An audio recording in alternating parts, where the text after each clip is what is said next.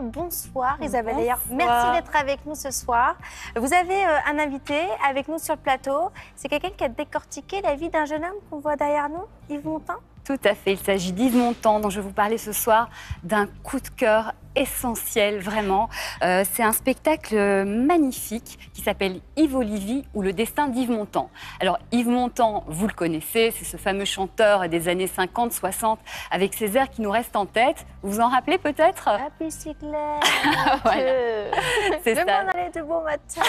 Elle est à fond.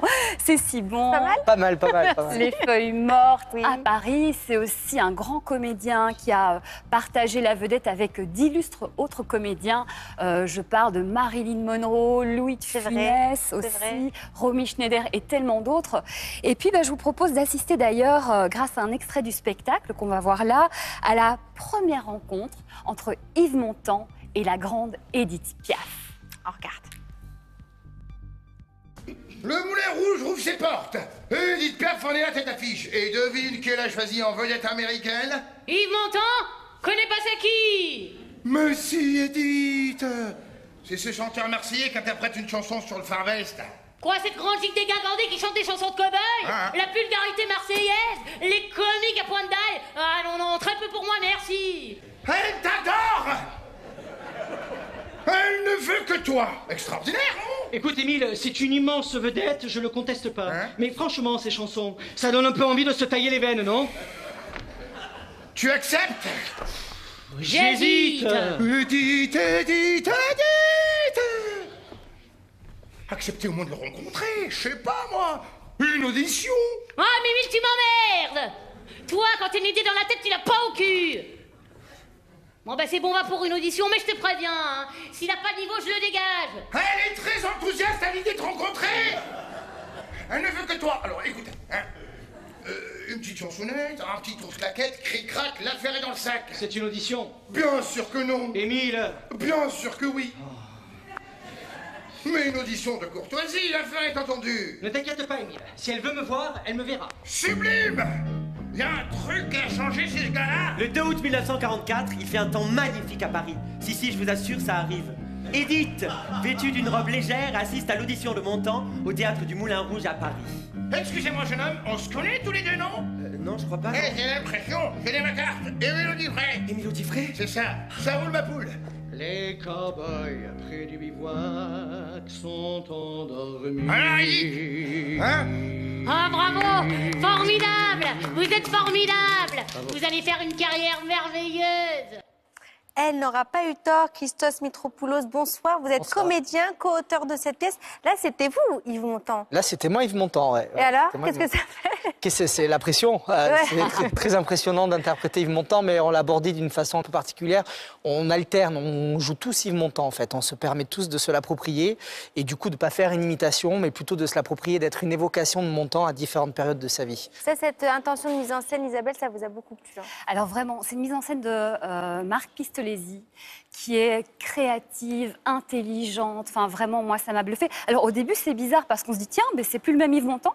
Ouais. Et puis tout à coup, on comprend le concept et vraiment, ça marche mais super bien. C'est fantastique, vraiment.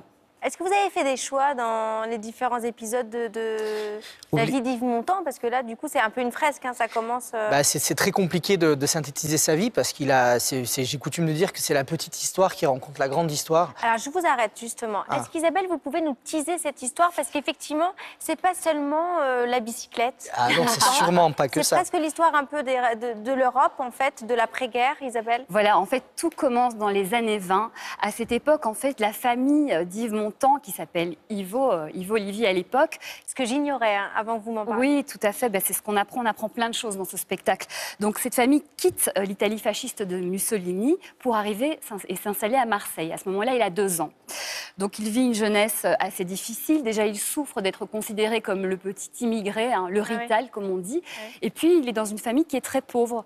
Donc, il va devoir travailler très jeune. Et pour la petite anecdote, il va même falsifier ses papiers d'identité pour pouvoir travailler. Il n'a que 11 ans.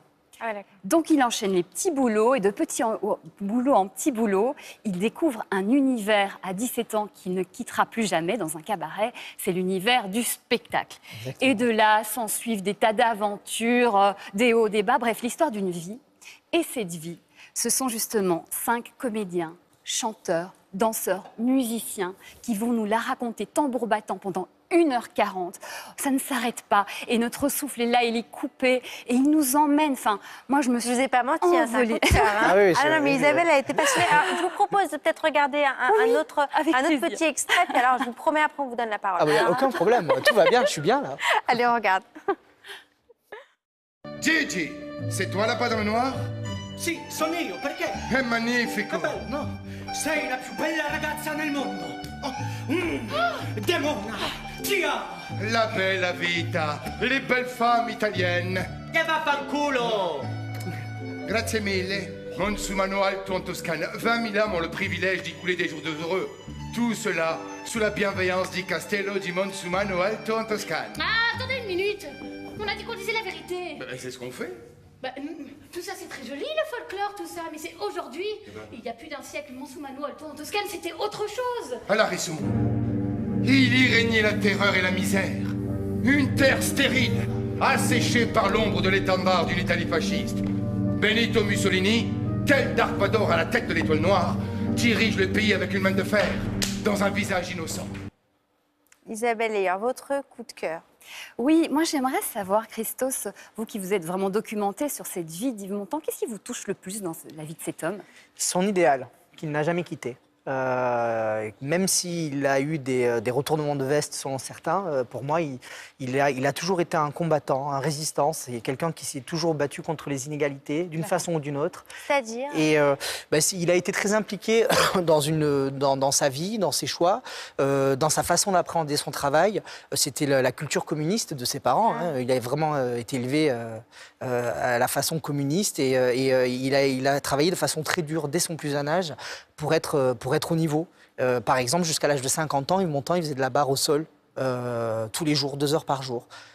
Il faut le faire. Le côté rigoureux, très rigoureux, le travail, ouais. d'être dans l'effort et dans le combat face aux inégalités et donc du coup être toujours rempli par un idéal. Et c'est ce qui a été sa vie et c'est ce que j'admire le plus. Je pense que vous avez des points communs avec Yves Montand. Alors, vous, Christos Mitropoulos, Sympa, hein? Ouais. mais également Ali Bougueraba, qui est le co-auteur du spectacle. Ouais. Vous êtes tous les 3 français, mais d'origine étrangère. Ouais. Est-ce que ça vous a apporté quelque chose dans la construction de ce spectacle? Par la force des choses, oui, je pense plus Ali. Bon, il n'est pas là, mais je pense plus Ali que moi parce que moi, je suis issu de la double culture. Ali, issu plus de l'immigration. Et c'est vrai que forcément, c'est une histoire très moderne et qu'on pourra encore, malheureusement, je crois, raconter dans 50 ans ou dans 100 ans. C'est l'histoire d'un migrant qui fuit un pays en guerre en 1920 et ça fait terriblement écho avec aujourd'hui. Et tout le monde peut se retrouver dedans d'une façon ou d'une autre. Merci, c'est au Théâtre de la Gaîté-Montparnasse.